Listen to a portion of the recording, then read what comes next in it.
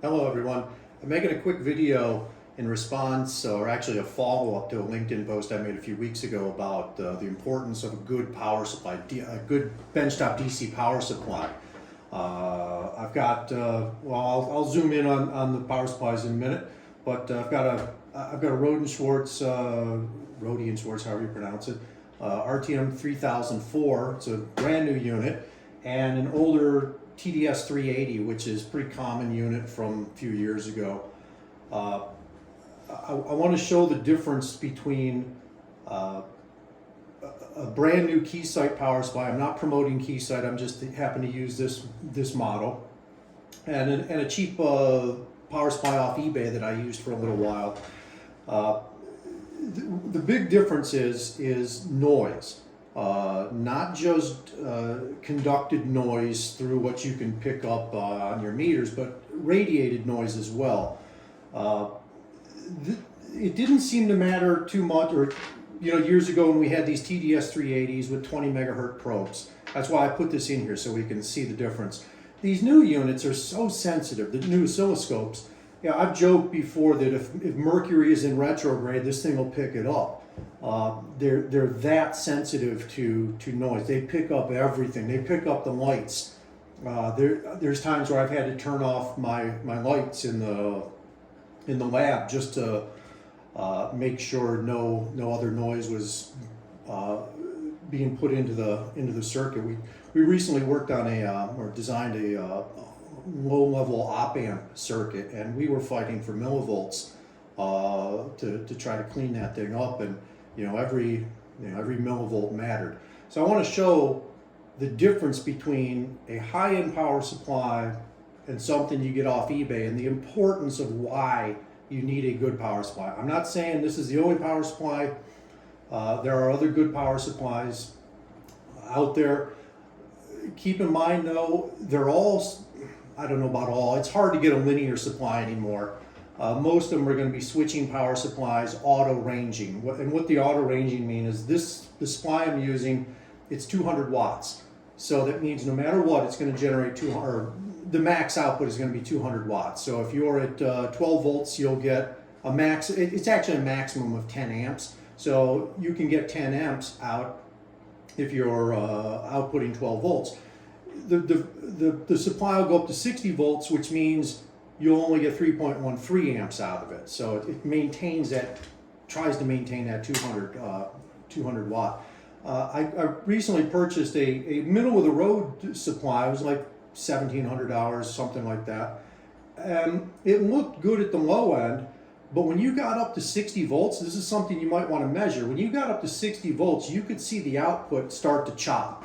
It was not a clean waveform at 60 volts. I ended up sending it back, and for double my money, I got, or more than double, I got the Keysight, and all that seemed to go away.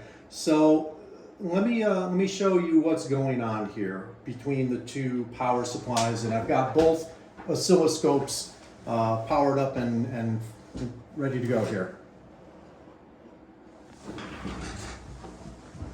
I'm also going to change my zoom factor again back to 1.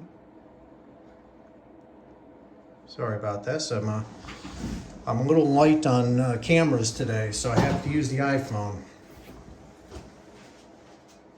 So I've got both power supplies at 12 volts.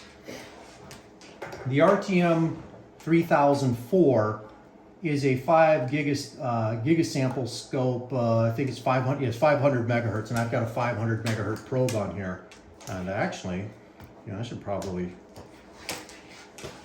just for the time being, take these ferrite beads. That's another tip, by the way. Put ferrite beads on your scope probes and your VNA lines as well, cables. So here is the, let's see, I'll put both probes here, and you can see the noise coming off of this thing. Let me go over here. Now I'm not even connected up. I'm just putting the probes near the supply. And you can see the TDS 3, it's a 380, right? Yeah, no, it's not a 360, 380. it doesn't show any noise. And I've got them both set to 50 millivolts. And you can see the difference here. I mean, look at this. I'm not even connected. I'm just putting the scope probe near the output. Oh, I'm sorry. I have to connect these. No, I'm sorry. Yeah, I've got the wrong ones up here. Hey, I'm not a professional video guy here, so cut me some slack. Here we go. There we go. That's better. Thought I was getting a little bit more noise out of this thing. So this thing is just, I mean, this is what the noise looks like. I'm just putting the scope probe on the load resistor. I have this 15 ohm, 200 watt resistor I use for loads. And look at the difference here. 20 megahertz probe on a TDS-380, 500 megahertz probe on the RTM 3004. You can see the difference here. You get even closer. I mean, it just goes insane. It just goes insane. Move it over here, and you can see. It's just the transformers and whatnot in the cheap supply are just going bonkers. So we'll take this off. We'll power up the key sight. And my negative and positive are reversed on the two scopes. All right, I have to punch in 12, enter, then turn it on. Now this guy is, again, 12 volts going into this 15 ohm, 200 watt resistor. And you can see the difference here. Look at that. Almost no noise. Right here, very small amount of noise. Very small. A little bit back by the back side of it where the transformers are, but very small amount of noise. You can detect it here. So you can see the difference. And we'll go back here. We'll go back. Well, it'll just turn on the supply. You just turn on the Chinese supply, and cheap supply, I should say. It doesn't really matter where it's from. It's just this particular supply happened to be a Chinese supply off eBay. And you can see the difference.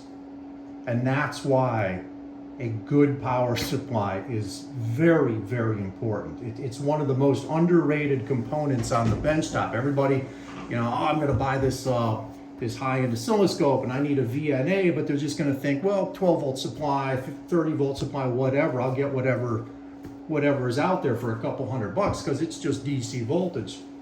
Not understanding or knowing the difference here between a good supply and a cheap supply. Now we'll go back here. Takes it a minute to boot up because of course we got to get the logo in there. 12, enter, on. And look at the difference. And that is why, again, a good supply is very important. Thank you.